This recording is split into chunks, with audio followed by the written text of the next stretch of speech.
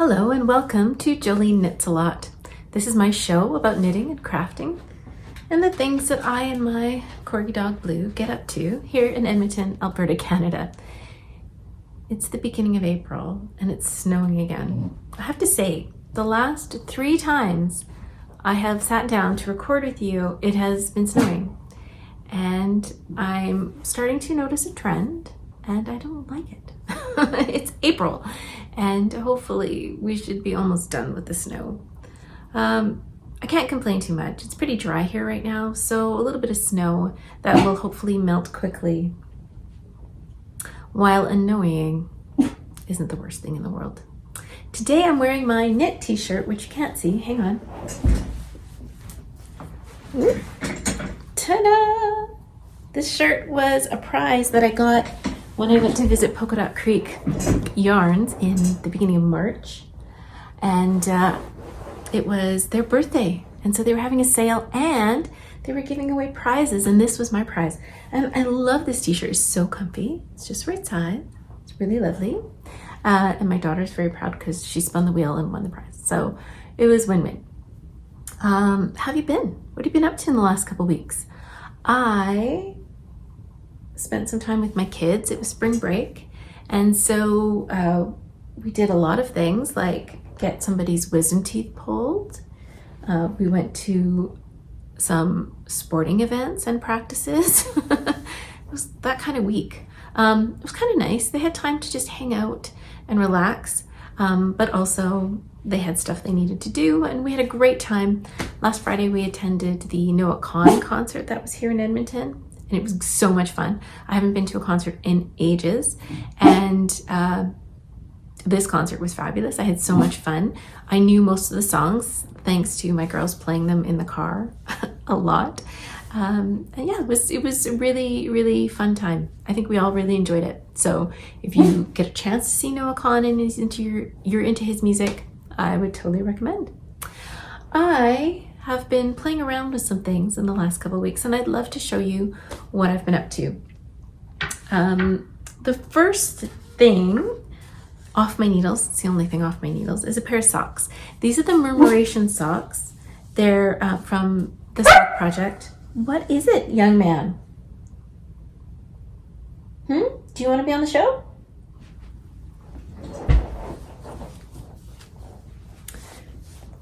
Hi. This is Blue. He's my corgi who is very sweet but also very demanding of attention. He just wanted to say hi. And he also wanted a treat so that I could buy his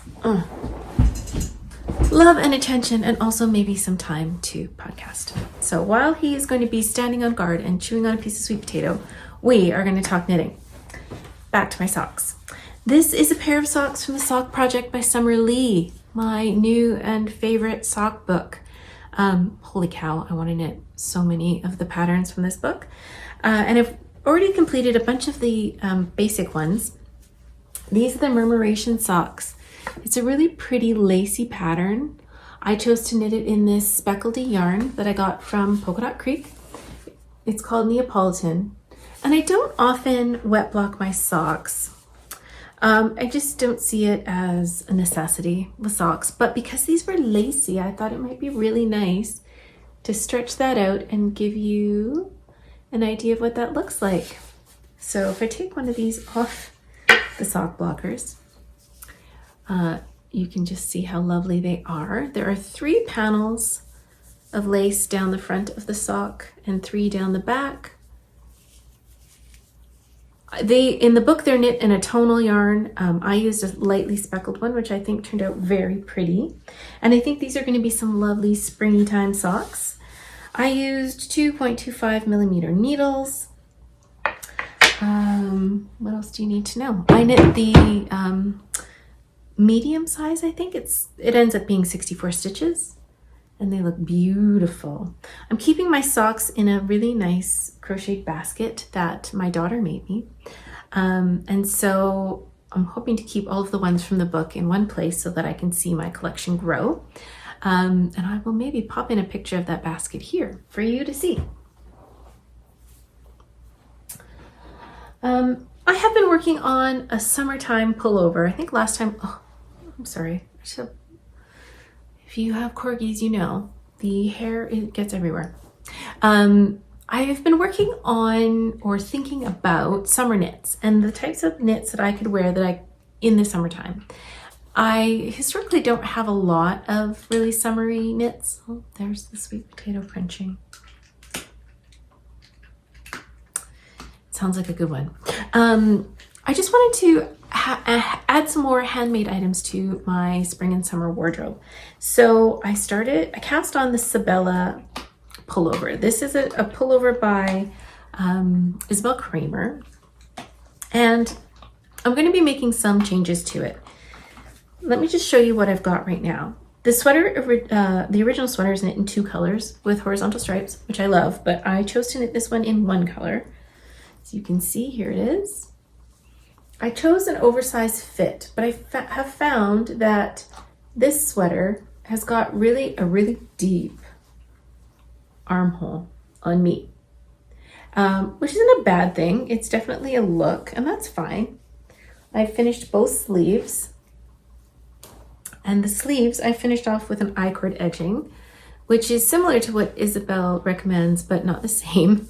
She did some ribbing in here, and I, full disclosure, forgot to do the ribbing, so I just went straight to the icord edging. And these icord edgings I did with my new tool. It's called a Cordsmith. And maybe you've seen these around social media too. But I thought, what the heck, I'll give it a try. I bought mine from the amazing crafter who designed and developed this tool. Her name is Amber, and I will include her information in the show notes below. It is a tool designed to make icords. So you can make just straight icord, long lengths of icord, or you can use it to make an applied icord edging. If you can see here, it's got 3 hooks. These are very, very similar to the hooks or the needles that I use on my circular sock machine. And they are very similar to needles used on knitting machines. It's got a plain 3D printed handle. You can find these sold by local yarn stores with their logos on them. I got mine directly from Amber, and I got to choose the color that I wanted. So that is a very cool tool. And I used it to create this icord edging. Now, let me find one. I'm really happy with how it turned out. I find this icord to be very even. When I make icord myself, I tend to pull it too tight, I think, because I'm trying not to have loose stitches. And by doing that, I create too tight stitches. So this was done using the Cordsmith, and I'm really happy with the results. I'm going to put some videos in here now showing how I used the Cordsmith to create both just a plain icord tube. So I gave that a try, and then I played around with doing the icord edging, and that is how I finished these sleeves. This is my Cordsmith. It's a tool developed by a crafter named Amber. She sells them on her website by Amber. She makes them herself, and she developed them herself. It's a 3D printed base with 3 needles attached. These needles are similar to the ones I use on my circular sock machine, or you might see them used on knitting machines as well. They've got a hook and a little latch that closes. These tools are sold by Amber herself on her website. They're also sold by yarn stores with their logos on the back, so you can find them in different places. This tool is used to make an icord. You can use it to make really, really long icords if you like. You can also use it to make an applied icord edging, and I'll show you how to do both. The first thing I'm going to do is make a plain icord using this DK yarn. I've also used fingering weight yarn, so it is a versatile tool and you can use different weights of yarn. I'm going to start by casting on, and to do that I'm going to make a slip knot, and I'm going to put it over the first hook. I'm going to go under the second one, and then I'm going to put it over the last one. There we go. I'm going to snug up this initial loop, and I'm going to pull it down below where the latches sit. Now, when I pull this up, it will close the latches. So if you see as I pull it up, those latches close. So I'm going to pull it down to get ready to make some stitches. I'm going to make sure all of my latches are open and use the yarn from the yarn ball. I'm going to lay it across the hooks and gently pull up. That will pull the yarn through. Every time you have to pull the loops on your needles below where the latches sit.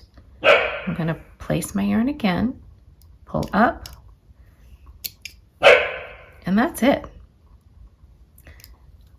As I was playing with this, I think the thing that I had to remember was to make sure that the yarn loops go down below where the latches sit, and then I can pull it through no problem. I'm still working on the best way to hold the yarn.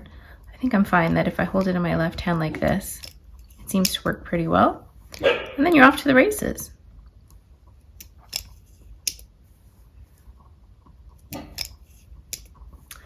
The thing I like about this tool is it's pretty quick, and I find that the tension of my I-cord is pretty nice.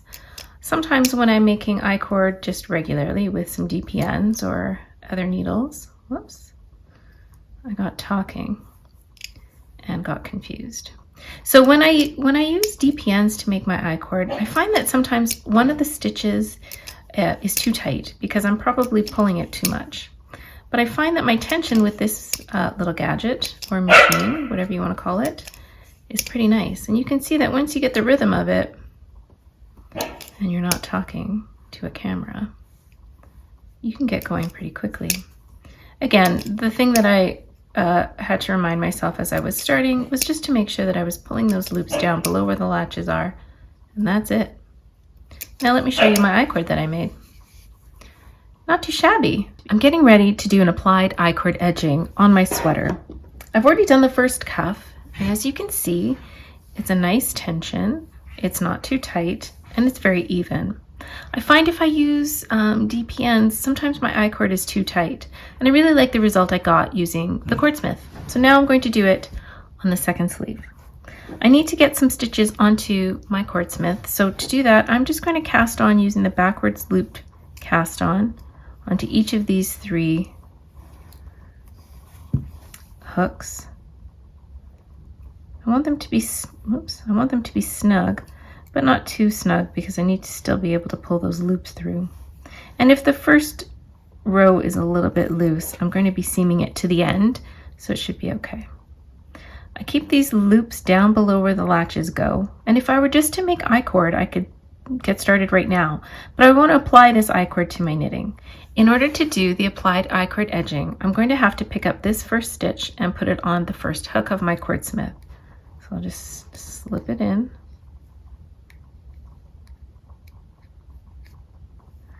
And now these 2 stitches will be worked together. I'll take my yarn, I'll wrap it around as I did the last time, and pull it through.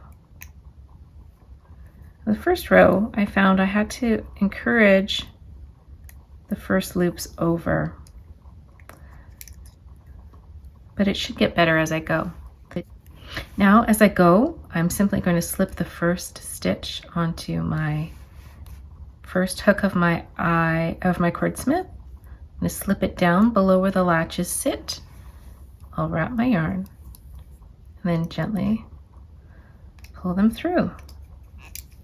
And as I get going,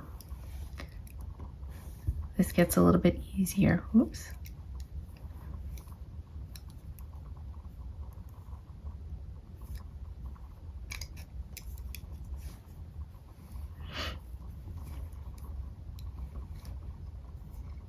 Down below where the latches sit, pull my yarn over and pull it through. These first few stitches are a little fussy because I'm working in the round and I've got the other end of my needle here. But as you get used to it and as you get going, it is a quicker, for me, method than doing the regular old way.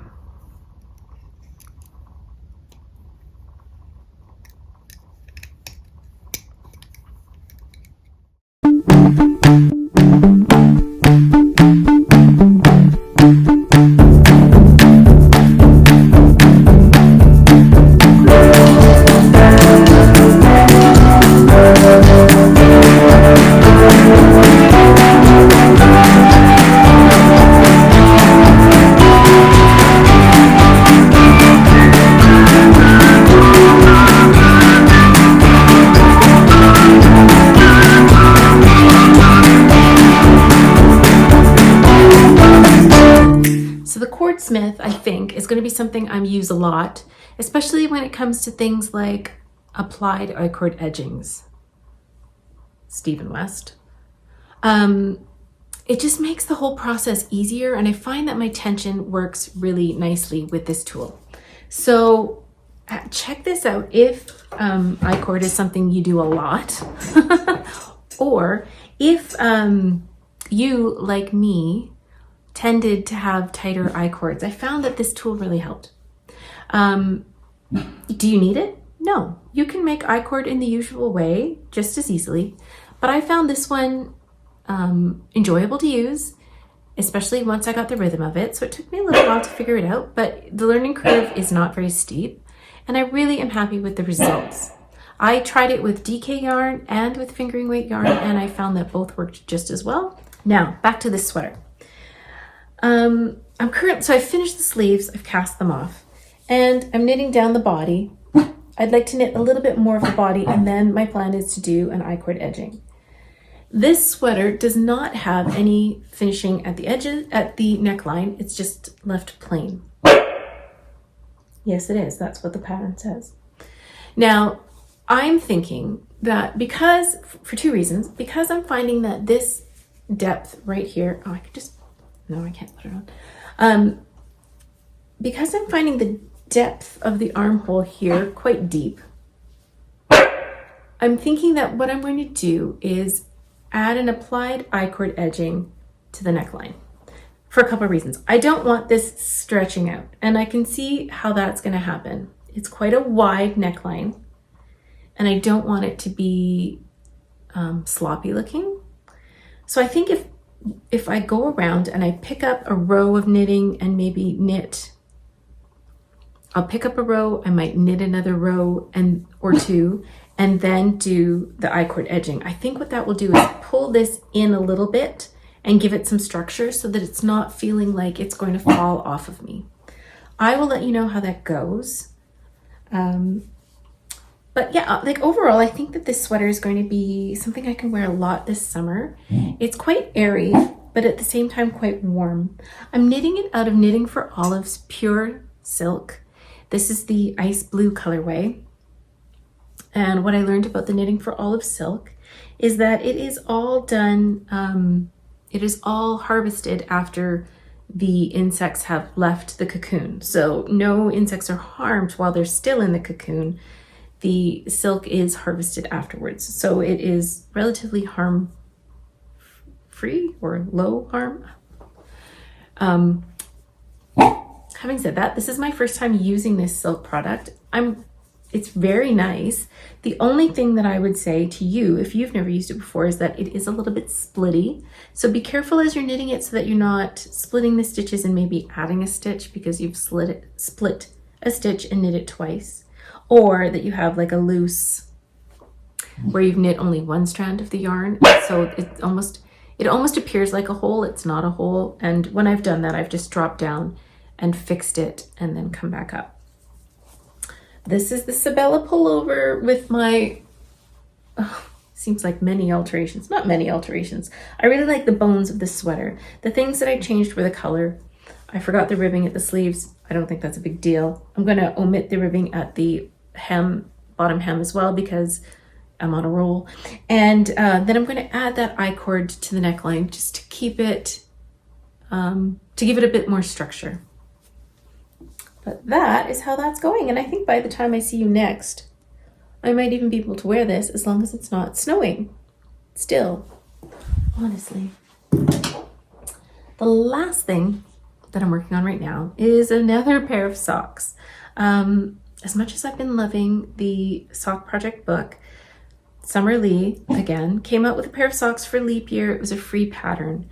And I decided to cast those on. These are the leap year socks by Summer Lee. Again, it was a free pattern. I'm not sure if it's still a free pattern. But this is how they look.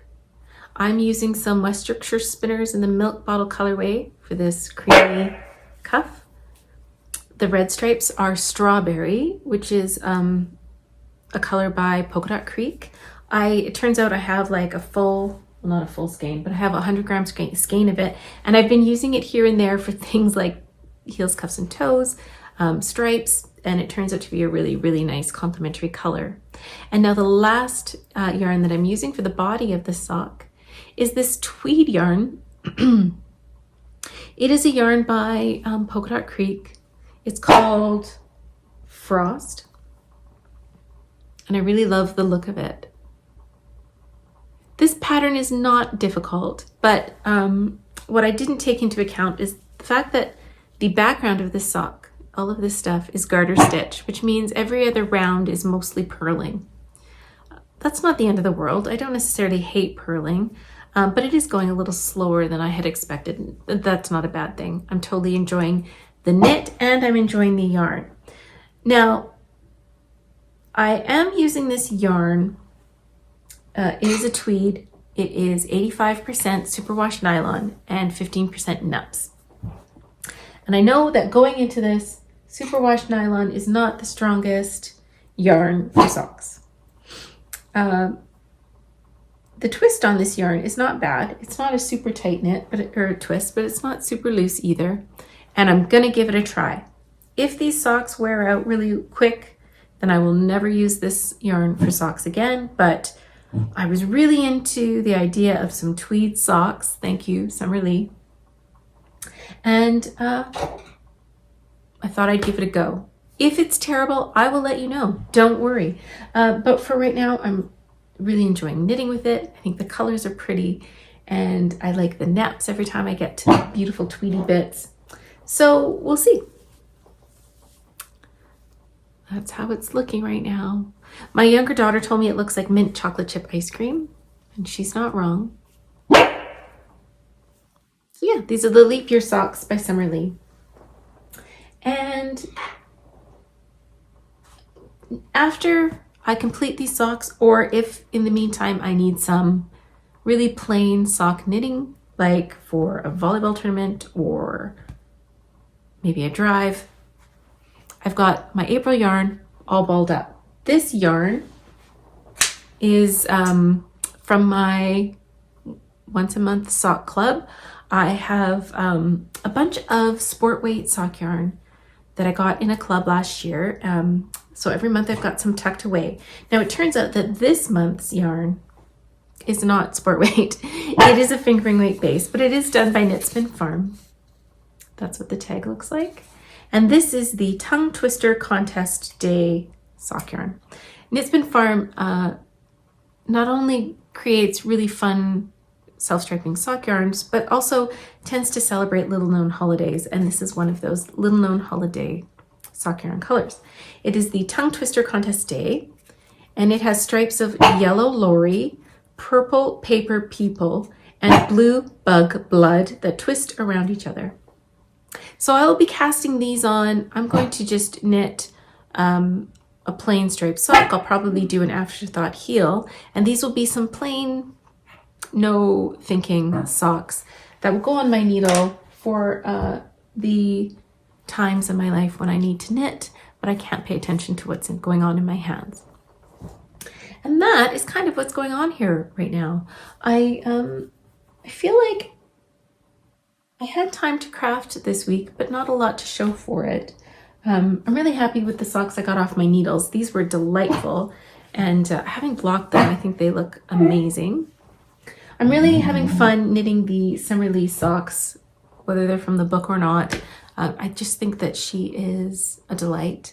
The colors she picks, her podcast is so much fun. Go check it out if you haven't. And her book mentions Kevin Bacon, so what's not to love? And then this sweater is more, I think, of a I want to have this sweater to wear knit than anything else. Considering it's been miles and miles of one color stockinette, I really have made great progress.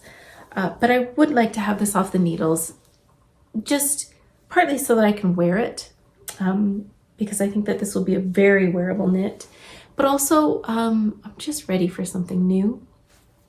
Do you ever get that way with your knits? I do want to finish it. I like to persevere, and I'm really close now. I have a couple of knits, a couple of rows of knitting on the body, and then that I-cord edging on the bottom. And then again, I'm just going to pick up some stitches here and do an icord edging up here so that it will come in a little bit. And then I think I'm going to be ready for a change, ready to knit something different. I have some ideas of some springy knits I'd like to get onto. One of them is a t-shirt and one of them is a bag. So it could be that I'm knitting some different accessories than I'm used to, but I'm ready for something new. I hope that wherever you are, you're getting to do some fun things. I have to say, I haven't been to a concert in a very long time, and now I'm looking to see who else is coming to town because I had such a great time, especially with my kids. So I hope that you get to do some things with your family and friends that remind you that it's a good thing to let loose and have fun sometimes. I am looking forward to some yarny events this month here in my neck of the woods. I've got a knit night coming up in a couple weeks. There is a yarn festival happening tomorrow for me. It's the Rose City Fiber Festival happening in Camrose, Alberta. I'll be driving out there with a friend to enjoy the vendors. There's going to be classes too. I'm not taking any classes, but they looked really interesting. And across the hall from where the Rose City Fiber Festival is on the same day is an alpaca show. So I get to see some alpacas. So I think tomorrow is going to be a great day, and I will bring you along and try and take some video to share the Rose City Fiber Festival. That will be a separate video that you can look forward to hopefully next week. And at the end of April, it's local yarn store day. And here in Edmonton, we're having a yarn crawl. So I hope that you get to partake in some fun things wherever you are. I am looking forward to some crafty time in the next couple weeks, and I hope that you are too. I hope you find time to do the things that you like to do. I know I plan on knitting a lot. I will see you soon. Bye.